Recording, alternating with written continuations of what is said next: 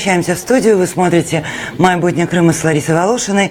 У нас в студии уже новый гость. Это Искандер Бариев, член Меджлиса крымско-татарского народа. И мы будем говорить о том, что сегодня в Меджлисе происходило заседание Конгресса крымских татар, и мы узнаем из первых рук буквально, какие вопросы там обсуждались. Здравствуйте, Искандер. Добрый вечер. Нам уже донесла наша разведка, а именно наш журналист, которая была в кулуарах, она рассказала о том, что обсуждались вопросы, ну, безусловно, то есть это была встреча, конечно, и с Ильмой Умером, и с Ахтемом Чийгозом, но обсуждались вопросы автономии, обсуждались вот эти ключевые вопросы, которые интересуют всех. Вы не могли бы сказать подробнее все-таки, что было на этом конгрессе? Ну, на самом деле, исполком Всемирного конгресса крымских татар, он был запланированный, он именно заранее планировался именно в эти даты. Но получилось так, что в преддверии этого заседания произошло такое хорошее событие, когда оказались на свободе наши соотечественники, мои коллеги по Меджлису крымско-татарского народа, активисты крымско-татарского национального движения Ахтем Чийгоз и Ильми Умеров. И поэтому однозначно первая часть все-таки нашего заседания, она была посвящена вот такому торжественному восприятию таких вот прекрасных процессов хороших. И, соответственно, были выступления Ахтема Чийгоза перед аудиторией и Ильми Умерова также перед аудиторией. Ну и потом мы, конечно, уже начали работать по повестке дня. Первое, это, конечно, отчетное выступление президента Всемирного конгресса крымских татар. Он же является председателем Меджлиса крымско-татарского народа Рифат Чубаров, который, в принципе, очертил основные те мероприятия, которые планируются и что было проведено за период с июля месяца 2017 года, получается, по октябрь 2017 года. То есть вот этот отчетный период. Но однозначно выступил председатель, выступили члены исполкома, выступили члены Меджлиса, и мы поделились, обменялись мнением, что мы смогли реализовать, что мы смогли сделать за этот период, что у нас не удалось. Ну и, соответственно, потом мы перешли к другим темам. Это то, о чем вы сказали. Это в том числе и законодательное урегулирование вопроса крымско-татарской автономии или крымско-татарской автономной республики. И здесь в данном случае, конечно, была больше информированность представителей нашей диаспоры о том, что этот процесс идет в Украине, то есть происходит. То есть работает конституционная рабочая группа. О том, что зарегистрирован закон о статусе крымско-татарского народа, о том, что должен быть зарегистрирован закон о коренных народах. И в первую очередь понятно, что диаспора, она может в первую очередь воспринять эту информацию и сделать какие-то рекомендации. А вот поскольку мы работаем именно будучи гражданами Украины, те крымские татары, которые работают на материковой Украине, или крымские татары, которые живут в Крыму, для них очень тоже важно. И на самом деле на этом исполкоме присутствует достаточно большое количество людей, которые приехали из Крыма. И для них важно просто хотя бы узнать о том процессе, как он происходит, как он идет, какие идут процессы, какие есть сложности. И однозначно, что было принято решение, что окончательное решение по этому вопросу или окончательную позицию должен определиться Меджлис, в данном случае особое совещание Меджлиса крымско-татарского народа. Понятно было, что не может быть, скажем, вот такое решение или позиция Меджлиса крымско-татарского народа какой-то вот такой вот угловатой, а она должна быть немножко такой обтекаемой, учитывая вот те процессы или механизмы в принятии изменений в 10 раздел Конституции Украины относительно автономной республики Крым. И вот на этом, в принципе, обсуждение этого вопроса закончилось. Были четко обозначены те основные принципы, на которые уделено внимание членами Меджлиса, экспертами, там, где есть, скажем, такие вот еще спорные вопросы. И поэтому вот было просто озвучено и принято решение, что дальше продолжать должен Меджлис. Ну и далее, конечно, должно было быть обсуждение, но я до конца не досидел, обсуждение ближайших мероприятий по 100-летию Курултая, согласно повестке дня. И я точно знаю, что однозначно будет проинформирована диаспора о том, что планируется торжественное заседание Верховной Ради Украины 6 декабря, но и 7 декабря планируется научно-практическая конференция. Ну и однозначно, к этому будут максимально привлечены диаспоры, будут привлечены активисты крымско-татарского национального движения с различных уголков земли, для того, чтобы это знаковое мероприятие провести на самом высоком уровне. Ну и, соответственно, обсуждение вот тех событий политических, а мы знаем, что только за последний период, кроме позитивного, то, что были освобождены Ильми Умеров и Ахтем Чийгоз, кроме того, были и аресты совсем недавно. И особенно по делу Хизбут Тахрир как бы продолжаются репрессии, продолжаются аресты. Поэтому здесь нужно продолжать эти процессы и анализировать все, что происходит. Кстати, я еще об одной очень хорошей новости хочу сказать. Буквально на днях, это было позавчера, мы узнали о том, что мы, вернее, получили уже результаты отбора. Мы подавали, в частности, это Крымско-Татарский ресурсный центр и Меджлис крымско-татарского народа, номинировали Ильми Умерова на премию платформы европейской памяти и совести. И когда мы инициировали вот такое номинирование, мы в первую очередь подразумевали следующее. Вот логика была такая, что после приговора Ильми Умерову 2,5 лет спецпоселений, учитывая букет его заболеваний, если он выиграет, одержит победу в этом конкурсе и получит такую премию, это может хотя бы как-то повлиять на изменение меры пресечения во время апелляции. Да. И поэтому мы начали активно работать, я имею в виду Крымско-Татарский ресурсный центр, чтобы готовить документы, понятно, полностью согласование с Меджлисом крымско-татарского народа, и мы подали эти документы. Причем Ильми Умеров, он попал в финальную часть и среди 6 человек. И там были достаточно серьезные фигуры. К примеру, Карамурза из Российской Федерации, достаточно авторитетная фигура. Да. Или, к примеру, супруга лауреата Нобелевской премии из Китая. Просто я по имени сейчас не помню, но или не хочу неправильно произнести, потому что достаточно сложно. Там, допустим, правозащитников, которые из Северной Кореи. То есть вот такие категории лиц участвовали в этом конкурсе. И Ильми Умеров выиграл. То есть мы 8-го уже есть официальный пресс-релиз, и мы официально озвучили об этом. И 8 ноября Ильми Умеров должен будет быть в Париже, это столица Франции, где ему будет официально, торжественно вручена премия. Слушайте, это награждение, оно звучит как, в том числе, признание важности. Вот это и в первую очередь. Да. Я когда говорил о том, что с одной стороны мы хотели, чтобы как-то, возможно, могло повлиять на решение суда следующей инстанции, так называемого суда в Крыму. С другой стороны, это общественное признание. И с третьей, что тоже немаловажно, это имидж крымских татар.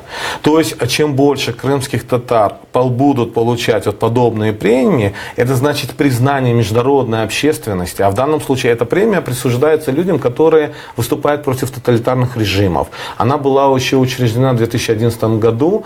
В ней участвует порядка 40 организаций из 18 стран. И причем официально государственных. Она достаточно авторитетная. Я хотела бы, пользуясь служебным положением, анонсировать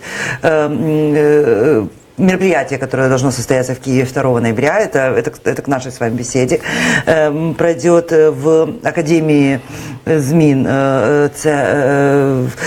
арт-хаб Богдана Хмельницкого, на Богдана Хмельницкого 8/16. Там будет лекция «Синдром народа жертвы и физиология исторического страдания». Почему это важно? Вильнара Бекирова расскажет о депортации.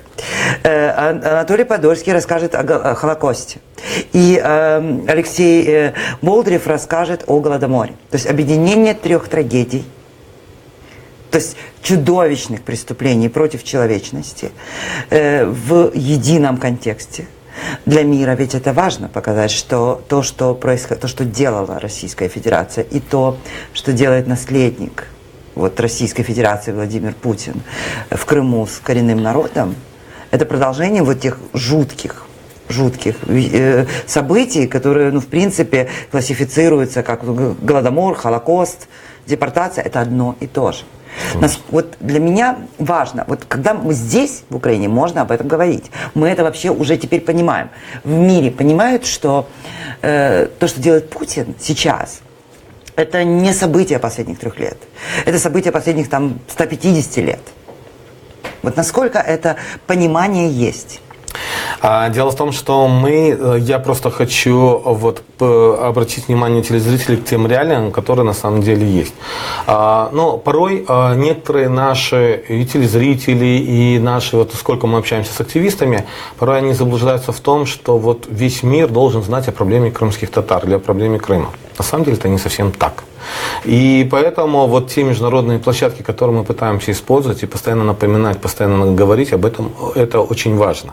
И с одной стороны, мы берем разный срез той аудитории, с которой мы работаем. С одной стороны, это политики. Да, европейские политики сегодня, и слава богу, выборы в Европе практически не смогла Россия перебороть и не сильно повлияли на то, чтобы большая часть сторонников именно Крыма и крымских татар в Европе сохранилась, именно среди политикума. И это площадки на уровне парламентской ассамблеи Совета Европы, на уровне Европарламента в Брюсселе, это на уровне различных ООНовских мероприятий. И поэтому основные голоса в поддержку Крыма, в поддержку Украины и целостности Украины и крымских татар, как раз таки они в резолюциях ООН отражаются именно большинством голосов европейских стран. Если мы возьмем 70, за последнюю резолюцию, 70 стран проголосовало, из них практически 40 стран, это около 40 стран, это европейские страны. И это говорит о том, что именно у нас в этом плане получается нормально. С другой стороны, это экспертная среда, когда эксперты они являются, скажем, носителями той информации или ретрансляторами той информации, которую они начинают формировать путем своего анализа, путем фокусирования работы с фокус-группами и собирают ту информацию, которая до них доходит. Это аналитическая больше информация. И ею, конечно, тоже пользуются как политики, влиятельные люди в Европе, в мире, и, соответственно, это тоже очень важно. Но теперь, когда мы возьмем обычное население, и даже среди экспертной среды часто бывает, когда мы начинаем говорить о Крыме, нам задают вопрос, а хорошо ли вы или много вы знаете о проблемах в Чаде? Или о проблемах, к примеру, в Сирии, или о проблемах, к примеру, в Мали и так далее. И ведь на самом деле в этом плане нам, как крымско-татарским политикам или дипломатам, народным дипломатам, или, скажем, общественным деятелям или правозащитникам, очень важно быть солидарными с теми проблемами, безусловно, у тех людей, у которых есть проблемы. Таким образом вы укрепляете принцип. Конечно. Как раз то, о чем, я как раз хотел сказать, мы укрепляем принцип. Принцип солидарности, допустим, в мире коренных народов. Почему мы активно работаем в этом плане? Потому что среди коренных народов сегодня в мире более 300 миллионов. И поддерживая проблемы коренных народов, мы как минимум получаем поддержку со стороны коренных народов, которые тоже имеют определенное влияние на свои власти, в своих государствах, на свою власть в государствах. С другой стороны, сегодня, кстати, мы в рамках Академии публичной дипломатии сейчас начали разрабатывать, анализировать со специалистами, с экспертами, в данности Светлана Андрющенко нам помогает, это преподаватель КИМО. Мы прорабатываем геостратегию и роль, фактор крымских татар в геостратегии. И тут как раз таки очень важно, что крымские татары могут сыграть достаточно серьезную роль в сближении и во взаимодействии Украины с Турецкой республикой, Украины с исламскими государствами, вернее с государствами Ближнего Востока и в рамках исламской конференции. И поэтому именно это направление мы должны отработать, чтобы крымские татары стали, скажем, теми посредниками, с помощью которых у Украины могут улучшиться экономические, культурные, социальные взаимоотношения, и в том числе торговые, я экономически сказал, и укрепиться политические взаимоотношения. Хотя мы знаем, что Ближний Восток сложен. Мы знаем о том, что даже если взять последнюю информацию, то действительно Российская Федерация в Сирии вместе с Ираном, помогая правительственным войскам, все-таки все-таки все больше и больше территорий берет под свой контроль. И поэтому нам тоже может быть и понятно то поведение Турецкой Республики, потому что когда закончилась гегемония США в Ираке, позиции Турции в какой-то степени ослабли. Но при этом по отношению к Ирану, по отношению к саудитам. Потому что там нет регионального лидера, там несколько лидеров вот в этом регионе. А глобальные лидеры, имеется в виду Соединенные Штаты Америки, Европейский Союз, Китай и Российская Федерация, понятно, они пытаются влиять на процессы и борются за Ближний Восток. И вот все это отражается и на поведении Турецкой Республики. И с одной стороны, Турецкая Республика, она все-таки, турки, это близкий нам народ. То у нас очень близкие связи. Турки все-таки претендуют быть, я не люблю вот это слово старший брат, но во всяком случае в тюркском мире быть, в хорошем смысле слова, все-таки старшим братом, пытаться защищать тюркские народы. Тем более в этих условиях с крымскими татарами. Поэтому вот эта ситуация, опять же, мы возвращаемся к Ахтему Чийгозу и к Ильме Умерову. Понятно, что с одной стороны диаспора у нас достаточно сильная, с другой стороны президенту Эрдогану нужно, чтобы турецкий электорат нормально воспринял помощь именно братскому крымско-татарскому народу в виде освобождения именно представителей структуры представительного органа, то есть Меджлиса крымско-татарского народа. И с третьей стороны, чтобы все-таки крымские татары, не могли обвинить Турецкую Республику в том, что она ничего не делает в отношении защиты крымско-татарского народа. У нас есть видео награждения Ахтема Чийгоза и Ильмы Умерова. Президент наградил их знаками отличия, и это очень важно, потому что Ахтем Чийгоз сказал, что он примет участие в работе над изменениями в Конституцию, то есть он войдет в комиссию. И вот я хотела бы, чтобы мы послушали президента Порошенко, а потом мы обсудим, насколько это поможет продвижению вопроса крымско-татарской автономии.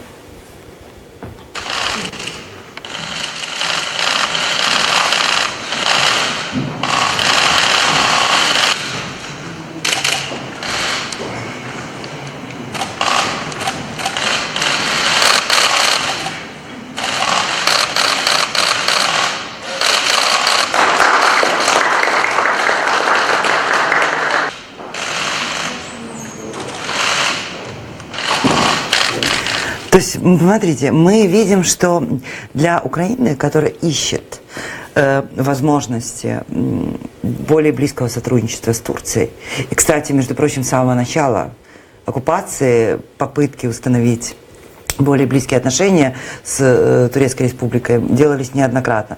И не просто установить, а в том числе это было заявление президента Украины. И, кстати, наша принципиальная тоже позиция, это формат Женева +1. То есть +1 это как раз турецкая сторона и Турецкая Республика. И подразумевалось, что вот здесь как раз-таки Турция должна сыграть свою роль, скажем, в переговорном процессе в защите целостности Украины. Официальная позиция Турецкой Республики именно в целостности Украины. Да, они это постоянно подчеркивают. И вот тут тоже надо понять, что мы, в принципе, говорить о Крыме без субъектности, без признания официального субъектности и без официального представительства крымско-татарского народа, слушайте, это опять разговоры ни о чем. Если Украина не предпримет эти шаги, наконец, не установит настоящий правовой режим в рамках международного права в Крыму, то есть, потому что наличие коренного народа предполагает от государства гегемона в принципе определенных решений, действий и так далее. Вот если Украина этого не сделает, у меня возникает ощущение, что нам будет не просто говорить с Турцией, потому что это один из аргументов. Конечно. То есть для Турции, для которой важны крымские татары, один из аргументов Украины, который утверждает, что ей важен Крым, ей важна территориальная целостность, один из аргументов – права. Где права? Я хочу понять, насколько у нас есть все-таки надежда получить позитивный ответ вот в этом вопросе, наконец, получить решение и парламента, и изменений в Конституцию вот в этот раз. Я бы шел даже дальше еще. Дело в том, что вот конституционная реформа в контексте 10 раздела Конституции, то есть Автономная Республика Крым, это важная составляющая, часть именно моделирования того Крыма, который должен быть. И уже сегодня над этим, и чем раньше мы это сделаем, тем лучше. Потому что здесь есть несколько категорий, которые должны воспринять ту модель, которую мы должны показать. Вернее, должна показать Украина. Первое и очень важное, это аудитория, это сами крымчане и крымско-татарский народ, который находится на оккупированной территории. Для того, чтобы у крымско-татарского народа были все-таки надежды, что когда снова Крым вернется в Украину, то они будут наделены правами. И не нужно ждать самой деоккупации. Да, Второе. Да. Я хочу вас привить, у нас на связи эксперт, и мы продолжим после этого. У нас с нами на связи Олег Волошин, экс-глава информационного департамента МИДа Украины 10-13 года, политолог-международник. Здравствуйте, Олег. Добрый вечер. Добрый вечер. Мы обсуждаем вопрос в связи с освобождением Ахтема Чийгоза, Ильми Умерова. Мы обсуждаем вопрос изменений в Конституцию Украины, создания крымско-татарской автономии, статуса коренного народа Крыма.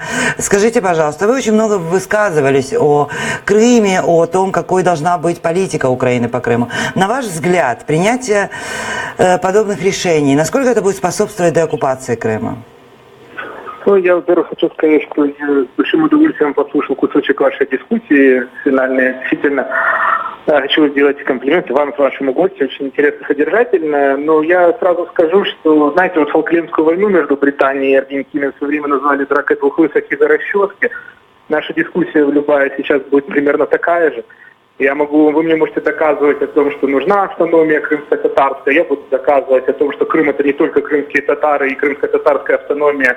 Это неправильно, а должна быть автономия с учетом. В Крыму может быть культурная крымско-татарская автономия, но административно-территориальная не может быть, потому что они не составляют большинства населения полуострова. Но это все не важно, потому что пока мы не получим хоть какой-то реалистичный путь возврата Крыма в суверенное поле Украины, мы можем с вами действительно спорить, как два лысых из-за расчетки. Олег, я хочу тогда задать вам еще один вопрос. В 2015 году в комментариях к Крым-реалиям вы говорили о том, что высказывались о том, что для Крыма было бы возможно логично провести новый референдум по Крыму под эгидой ООН и ОБСЕ. Я хочу понять. Да, я понимаю. Если я могу просто только, извините, что перебила.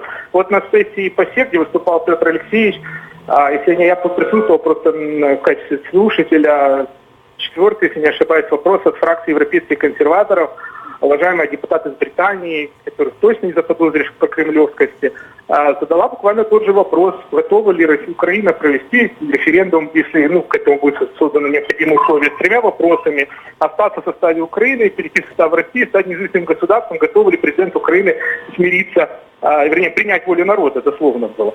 Но он начал рассказывать о том, что нужно провести всеукраинский референдум. Но это, знаете, если бы Украина получала независимость в 1991 году через всесоюзный референдум, она бы никогда независимость не получила.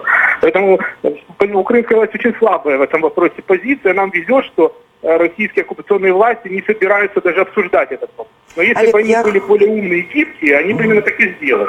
Олег, смотрите, я хочу вот о чем спросить.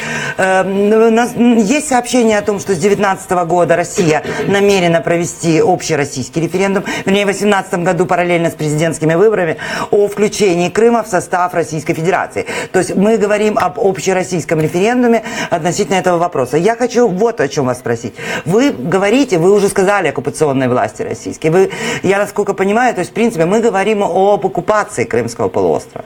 И, в принципе, вы предлагаете решить вопрос оккупации, деоккупировать Крым, то есть решить вопрос оккупации с помощью референдума. Насколько это вообще возможно в рамках, то есть референдума крымчан о том, где они хотят быть? Нет, я предлагаю решить вопрос оккупации путем вывода оккупационных войск. А после этого провести референдум? Ну, а после этого, естественно, провести референдум, потому что мы не можем вернуть территорию, мы должны возвращать людей. Вот объясните мне, зачем в деоккупированном Крыму проводить референдум? А зачем в Украине в 1991 году? А зачем в Каталонии? А зачем в Шотландии проводили референдум? Потому что Каталония это субъектный народ. Если мы хотим понять, потому что Шотландия имеет парламент. Олег, подождите. Вот это очень интересный вопрос. В Крыму кто имеет парламент? О каком народе мы говорим в Крыму? Подождите, А что значит о каком народе? А в Украине тоже живут очень разные народы. Понимаете? Нет, подождите, я, в Украине например, есть у меня украинский мать, народ, который украинка, на отец референдум... еврей. Слушайте, родился в Николаеве, русский я язык, поняла. я такой же гражданин. Почему? Подождите, а крымские татары, вы считаете, имеют это коренной народ Крыма? Знаете, венгры живут в Закарпатье дольше, чем крымские татары живут в Крыму. Почему только они? И там все жители Крыма, проживавшие там на момент начала оккупации, по состоянию на 21 февраля 2014 года, и их законные потомки имеют право участвовать в таком референдуме. Если он А будет. законные потомки тех, кто проживал на 44-й год, имеют право участвовать в этом референдуме? Слушайте, На а на какой? Нет, подождите, у нас есть 1783 факт. год Начало имеет... Российской Олег, подождите, давайте мы сейчас вот не будем это обсуждать, я хочу задать еще один вопрос. Вы в одном из интервью, в июле 2016 года журналу «Корреспондент», вы говорили о том, что о позиции Турции относительно оккупации Крыма, о том, что Турция не перекрыла проливы, и о том, что Турция молчит, а ведь речь идет не об Украине. И вы говорили о том, что Турция молчит относительно репрессий по поводу крымских татар. И там же, в этом же интервью вы сказали о том, что крымские татары с Украиной, впрочем, как и с Россией, не сильно связаны. Я хочу понять, вот сегодняшнее вот это решение Эрдогана, вот его посредничество в освобождении Ильми Умерова и Ахтема Чигоза, насколько, на ваш взгляд, это изменение позиции Турции? Ну, понимаете, это очень локальная история. Это очень важная история, потому что это судьба людей. Что может быть важнее суть двух конкретных людей, которые стали жертвой российской репрессивной машины. Но если мы говорим без эмоций, а вот конкретно, знаете, то, естественно, крымские татары связаны с Турцией гораздо больше, чем с Украиной. Более того, их больше проживает на территории Турции, чем в Крыму. Это результат политики российской империи, движения мухаджирства, так называемого, и так далее. Они единоверны с турками, они языковым образом связаны с почему вы турками предлагаете и провести так далее. референдум? Я вообще не... Среди наследников Турция тех, демократическая кто... страна, которая... Не, подождите, дайте мне высказать, пожалуйста. Турция не демократическая страна, которая просто переживает за права человека. Она их очень активно нарушает на собственной территории. Олег, Она переживает за собственное геополитическое влияние. И для них крымские татары это потенциальные агенты геополитического влияния. Смотрите, объясните мне тогда логику. Если вы говорите, что есть политика Российской Федерации в Крымском полуострове, начиная с 783 года, и тогда я хочу понять, просто вы предлагаете сейчас в рамках урегулирования провести референдум в Крыму, где они хотят быть, среди наследников тех, кто был там в 91-м. Почему тогда не проводить среди наследников тех, кто был в 1783 году? То есть, соответственно, среди диаспоры. Послушайте, во-первых, это... Ну, слушайте, мы так далеко уйдем, знаете. Ну почему далеко? Украина Мы говорим о является... геноциде. Мы говорим о геноциде. Подождите, ну слушайте, я могу высказаться? Да, конечно. А вы затронули правильный вопрос. А вот я как раз, как и все украинцы, мы себя не отделяем вот от этого. Если вы берете 1783 год, то бенефициариями и присоединения Крыма к России выступили в том числе украинцы. Именно благодаря разгрому крымско-татарского ханства стало возможным заселение Причерноморья Северного, появление чудесного города Николаева, в котором я имею удовольствие быть рожденным. Давайте не будем забывать, что это вы имеете в виду уничтожение славянами очень сложная история взаимоотношений. И Российская империя тогда присоединяла Крым. Это не Российская Федерация, это совершенно другое. Олег, я поняла, это такое, в принципе, уже цивилизационное противоречие. Спасибо большое за комментарий. Да, я бы все-таки хотел бы без эмоций, да, вполне спокойно, потому что я не стал даже входить в полемику с этим человеком, потому что слушайте, но ведь мы видим, что там очень слабые познания истории. Ведь даже когда он говорит о разгроме, опять же, с Запорожской сечи, он даже не знает о том, что возрождал как раз-таки или способствовал в Алешкинской сечи, создавал Алешкинскую сечь именно крымский хан. Для того, чтобы возродить украинское казачество. Это во-первых. Во-вторых, когда мы говорим, вы правильно в начале, когда мне говорили, вы сравнили с Голодомором, вы сравнили украинцев, вы сравнили с Холокостом, и не только еврейского народа, но и ромов.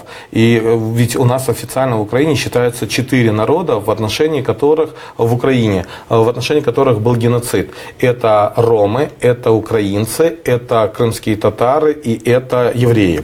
И вот как раз таки, когда мы говорим о геноциде в целом, и вот как раз таки я хотел бы, чтобы послушал наш политолог, который сейчас сейчас включился, что дело в том, что на самом деле геноцид начался с 1783 года, когда был нарушен Кучук-Канаджирский мир, когда, по сути дела, началась оккупация Крыма. И с того периода, да даже взять любой международный документ, который сегодня действует, ведь за вот эти последние 200 лет мы все четко видим замещение населения, мы видим насильственную депортацию, мы видим уничтожение репрессий, да, даже, и поэтому у нас есть юридическая квалификация этого процесса. Я готов предоставить этому политологу, чтобы он хотя бы ознакомился с этими процессами. Мы как раз связываем украинского МИДа. Как продолжающийся геноцид в отношении крымско-татарского народа 1783, 1944 и 2014 год. И у нас обоснование есть именно с позиции международного права. И я официально направлю ему такое мы говорим, письмо. что Олег все-таки Волошин, он был главой, пресс-секретарем был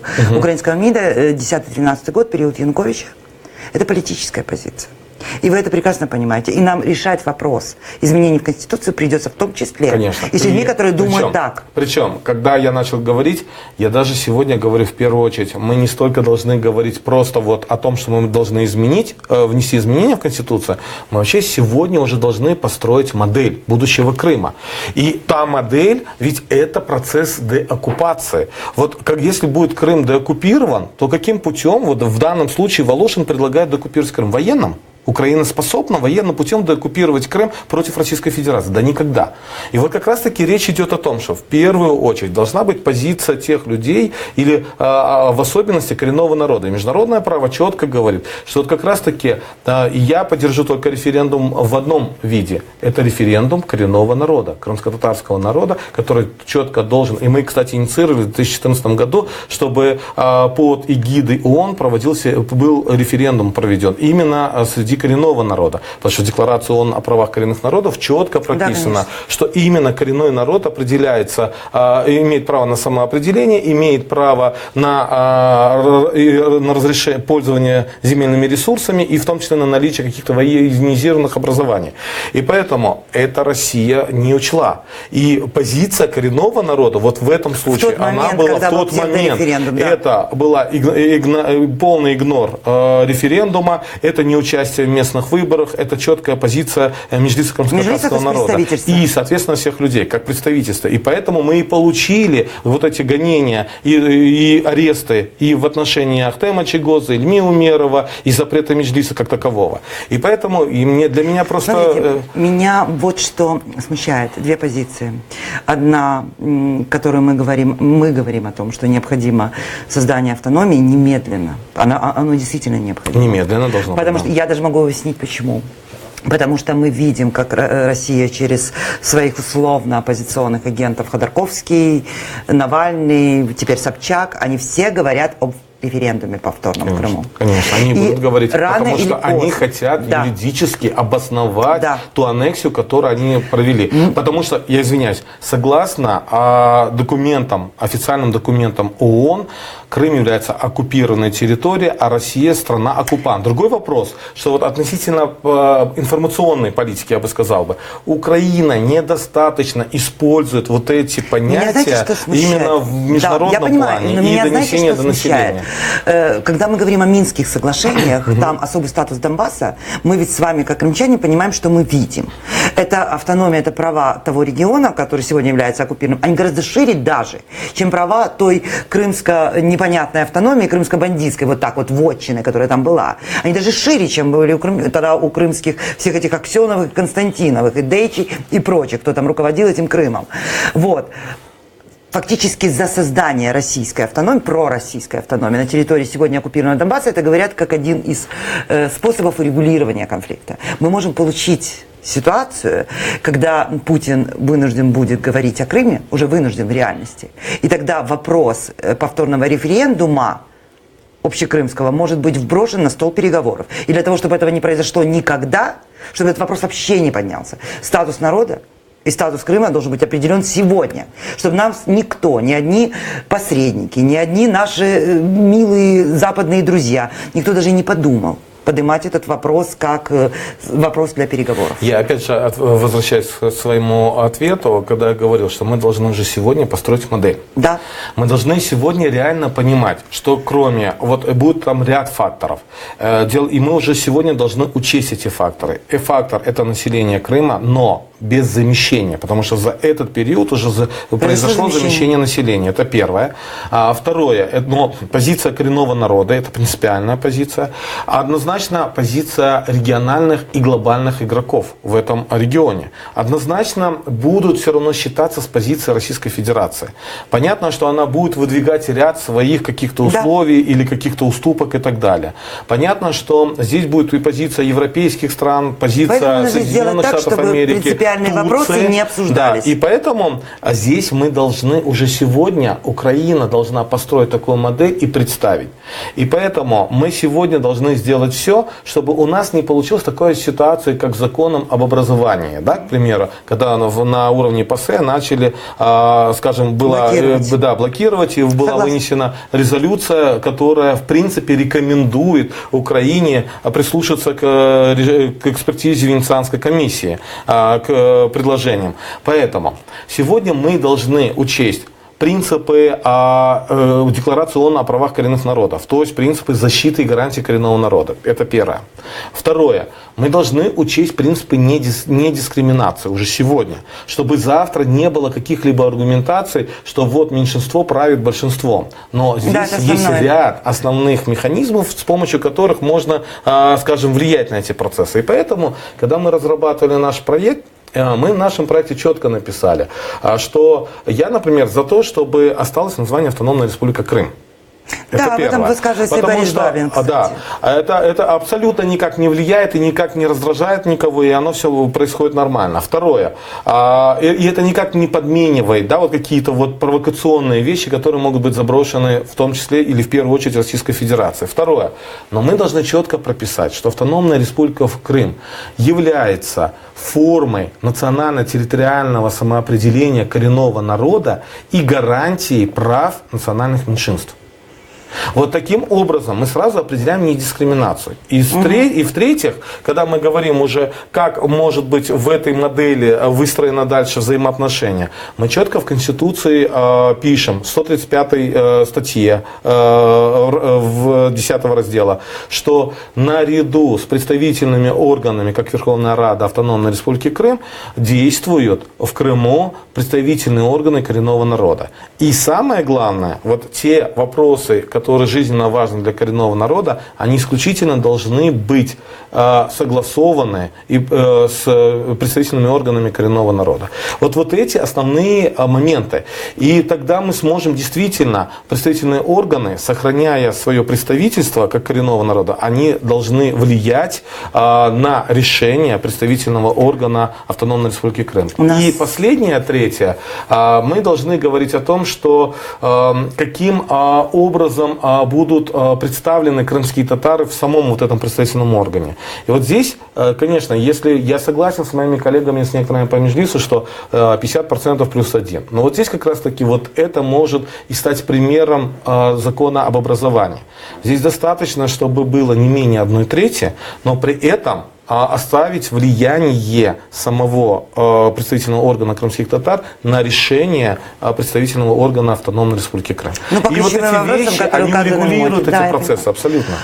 Искандер, с нами на связи Михаил Басараб, политолог, политический аналітик. Доброго дня, пане Михайло. Доброго вечора вам. Доброго вечора. Ми обговорюємо звільнення Ільмі Умєрова, Ахтема Чийгоза і також подальші дії, які має робити наша держава на шляху звільнення Криму, цілком звільнення Криму. Скажіть, будь ласка, як ви оцінюєте звільнення двох наших бранців і участь Турції в цьому питанні?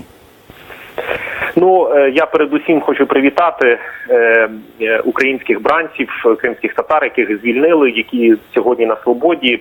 Хочу привітати представників їхніх родин, їхніх близьких людей, оскільки я просто розумію, наскільки зараз їх переповнюють емоції. Але ми повинні розуміти, що те звільнення і той спосіб, у який відбулось звільнення кримськотатарських бранців, означає, що в Росії не існує правосуддя. Означає, що Росія винятково, відповідно до політичної волі і політичних рішень вищого керівництва держави, ув'язнює людей, катує людей. І так само лише відповідно до політичних рішень, політичної волі керівництва Російської Федерації може їх звільняти. Тому ми повинні розуміти, що в Росії не існує правосуддя. Україна і світ повинні наполягати і тиснути на Путіна, що всі українські бранці повинні бути звільнені з російських катівань на підставі одного лише єдиного політичного рішення Кремля. Про жодні судові процеси, про жодне там дотримання, значить, слідування духу і букві російського законодавства не може йти мови. В Росії немає правосуддя. Оцей випадок нам чітко це показав, оскільки звільнення відбулося у дуже дивний спосіб. Що стосується комбінації, яку провернув Путін, мені здається, що в даному випадку Путін почав велику геополітичну гру з використанням уже кримських татар і Криму як додаткової опції у перемовинах з Туреччиною. Я бачу собі це так. Путін чітко показав, що Україна стоїть осторонь у вирішенні питання Криму, майбутнього Криму і кримських татар. Він показав, що про мешканців Криму і самого півострова він буде говорити винятково з Анкарою. От, мабуть, це також, знаєте, в дусі абсолютно такої єзуїтської зовнішньої політики, авантюрної зовнішньої політики, яку провадить завжди Кремль.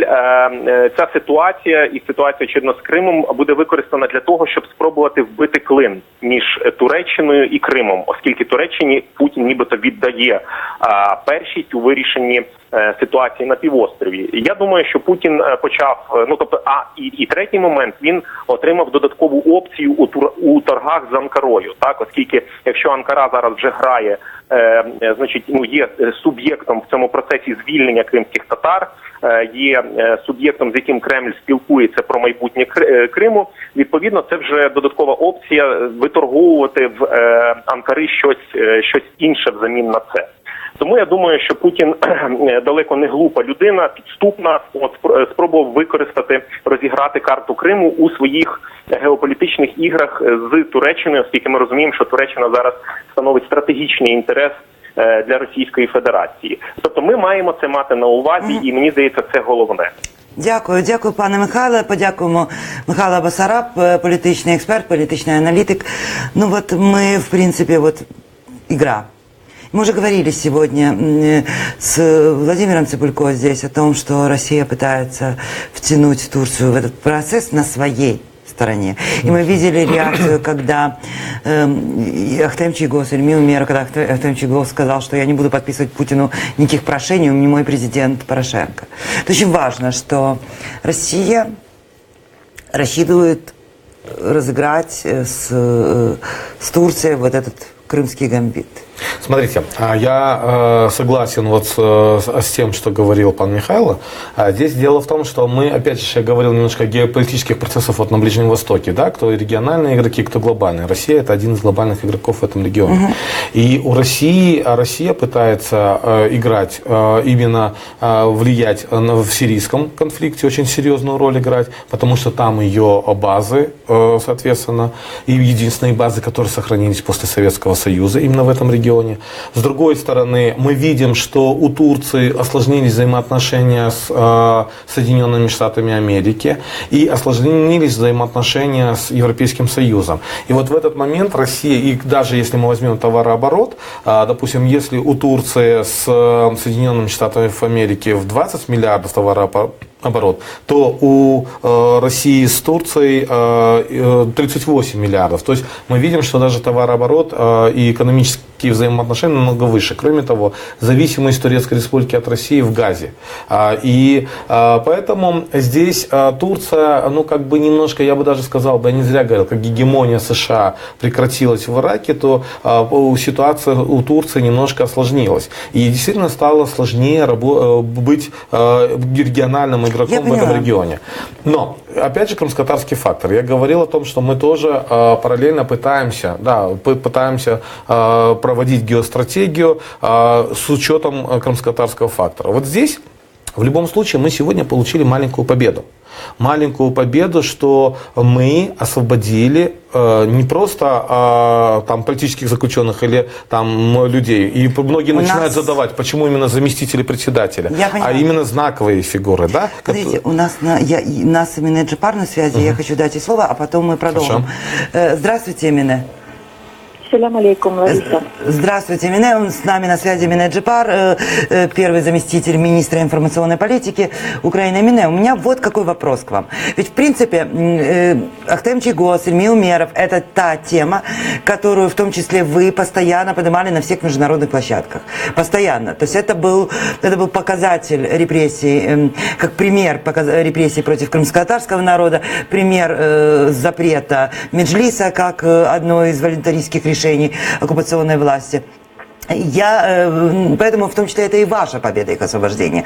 Но у нас по Крыму масса других вопросов. У нас, например, сегодня мы говорим о том, что в Крым забирают в армию людей. Мы видим о том, что в Крыму масса политических заключенных, которых Российская Федерация к политическим заключенным не предъявляет, не причисляет. Скажите, пожалуйста, планируете ли вы с помощью, возможно, как сегодня говорил Курт Волкер, провести некий тур по странам Европы, Америки, для того, чтобы Ильми Умеров, Ахтем Чийгоз могли рассказать о том, что такое окупований Росією Крим, от російське правосуддя в Криму?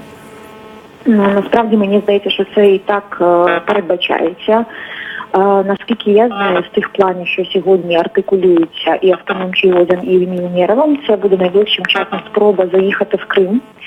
Втім, ми розуміємо, що, напевно, вони будуть не в'їзні на півострів окупований. Відповідно, вони сконцентрують свою діяльність тут на материку в Києві. І я впевнена, що ця діяльність буде так само присвячена міжнародній адвокації не тільки окупованого Криму, і що Російська Федерація фактично перетворила цей півострів, але і в тому числі історіям політичних в'язнів, тому що Ахтем Чийгоз, він наголосив на тому, що фактично ціна їх звільнення не є за рахунок інших, що процес спроби визволяти інших політичних в'язнів буде продовжуватися. Я впевнена, що він так само буде займатися цим особисто, так і як і Ільмі Умєров. Ну, в том числе Мустафа Джемилев уже начал кампанию, он еще раз напомнил об Олеге Сенцове. Он продолжает говорить о том, что просить в том числе и президента Ердогана посодействовать освобождению Олега Сенцова.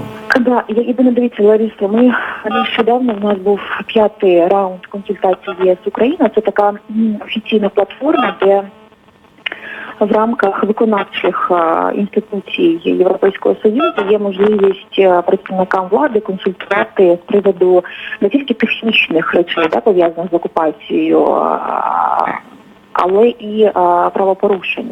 І ми сьогодні перед європейцями піднімали такі питання, аби репресії і порушення прав людини стали приводом для того, щоб вводились додаткові санкції. Тому що сьогодні фактично до санкційного списку входять менше навіть ніж до особистих санкцій. Вони розповсюджуються на менше ніж 200 людей, які живуть в Криму. І десь, половини менше юридичних компаній. І ми вважаємо, що сьогодні репресії, вони теж мають бути підставою для розширення цього санкційного списку. На жаль, є такий момент процедурний, що навіть якщо вводити санкції і піднімати це питання, аби репресії були частиною розширення санкцій, має бути одностороннє голосування. Ну і ми знаємо, що прокуратура Автономної Республіки Крим, вона наразі розпочала достатньо багато справ. І ми розуміємо, що протягом наступного року в нас буде список причетних до злочинів. Тобто фактично ми точно будемо піднімати персональні санкції проти людей фізично, будемо піднімати перед Європою питання, аби їх включили до санкційного списку. Спасибо. І мені Эмине, у нас нет времени. Наразі, якщо буде голосування за це, то Спасибо большое. Давайте поблагодарим Эмине Джипар, первого заместителя министра информационной политики Украины. Мы, к сожалению, должны заканчивать. Времени, как всегда, нет. И в конце я обычно говорю какие-то слова, чтобы поддержать людей. Я хочу сказать, что параллельно с тем, как отпустили Ахтема Чийгоза и Ильму Умерова в Крыму, по сообщению Евгения Андреюк, координатора Крымсоц, родители Лимара Алядинова получили сообщение о том, что их пропавший в 2014 году сын найден мертвым. Им об этом сообщили ФСБ. Как оказалось, они нашли тело еще в 2014 году летом и молчали 3 года. Нашли время. Они будут делать это постоянно, они будут пугать, они будут издеваться, они будут вбрасывать нужные им темы тогда, когда им это выгодно. Но мы все равно победим. И мы все равно встретимся в свободном Крыму.